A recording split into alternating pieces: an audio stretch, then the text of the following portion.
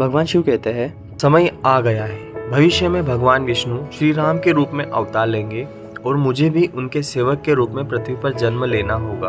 पार्वती जी पूछती है, परंतु आप पृथ्वी पर कैसे अवतरित होंगे? भगवान शिव कहते हैं, मैं वानर रूप में अवतार लूंगा और भगवान राम की सेवा करूंगा।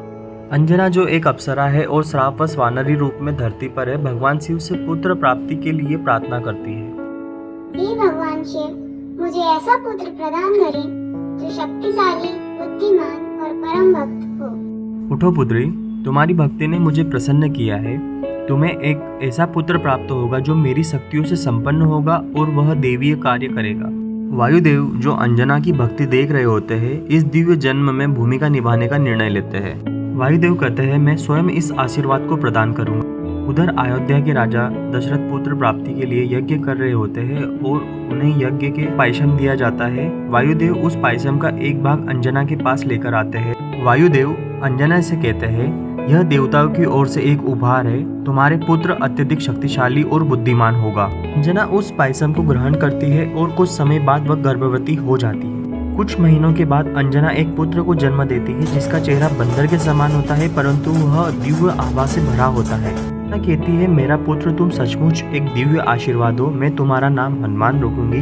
तभी वायुदेव कमरे में प्रकट होते हैं और हनुमान की ओर गर्व से कहते हैं। वायुदेव कहते हैं, यह बालक हनुमान साधारण वानर नहीं है। वह श्री राम का महान भक्त बनेगा और उनके कार्य में महत्वपूर्ण भूमिका निभाएगा। हनुमान बचपन में बहुत शरारती और जिज्ञासु होते हैं। एक दिन वह सूर्य को पका हुआ फल समझकर उसे पकड़ने के लिए आकाश में छलांग लगाते हैं। हनुमान कहते हैं, यह कितना सुंदर फल है, मुझे इसे खाना है। वह तेज गति से सूर्य की ओर उड़ान भरते हैं, जिससे देवता चिंतित हो जाते हैं। इंद्र देवताओं के राजा अपने वज्र से हनुमान को रोकने का निर्णय लेते हैं। इंद्र कहते हैं, इस बालक की शक्ति अत्यधिक है, मुझे इसे रोकना होगा। इंद्र अपने वज्र से हनुमान को प्रहार करते हैं, जिससे हनुमान अचेत हो जाते हैं और गिरने लगते हैं। वायुदेव अपने पुत्र पर प्रहार से क्रोधित होकर संपूर्ण ब्रह्मांड से वायु को खींच लेते हैं।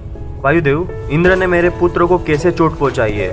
जब तक मेरा पुत्र ठीक नहीं होगा, मैं किसी को सांस लेने नहीं दूंगा। देवता चिंतित होकर वायुदेव को शांत करने आते हैं। ब्रह्मा वायुदेव से कहते हैं, हे वायुदेव, कृपया शांत हो जाइए। आपका पुत्र साधारण बालक नहीं है। हम उसे ऐसे वरदान देंगे जिससे वह संपूर्ण क्षमता तक पहुंच सके। इंद्रदेव हनुमान को वरदान देते हैं कि मेरे वज्र का तुम पर कोई प्रभाव नहीं होगा और ना ही मेरी माया का तुम पर कोई प्रभाव होगा। मैं अग्निदेव तुम्हें ये वरदान देता हूँ कि कितनी भी भीषण अग्नि क्यों ना हो, तुम्हें कभी हानि नहीं पहुँचाएगी। मैं वरुण देव तुम्हें वरदान देता हूँ कि तुम सदैव मेरे वरुण पास और जल से सुरक्षित रहोगे। नदी, समुद्र या कोई जल तुम्हें क्षति नहीं पहुँचाएगा। धनाध्यक्ष कुबेर का वरदान है, मारुति तुम कभी भी युद्ध में विषाग नहीं रहोगे। तुम कभी भी विचलित नहीं होगे। युद्ध में तुम्हारी कभी भी असुरी शक्तियों से हार नहीं होगी और मेरे दंड से भी तुम सुरक्षित रहोगे।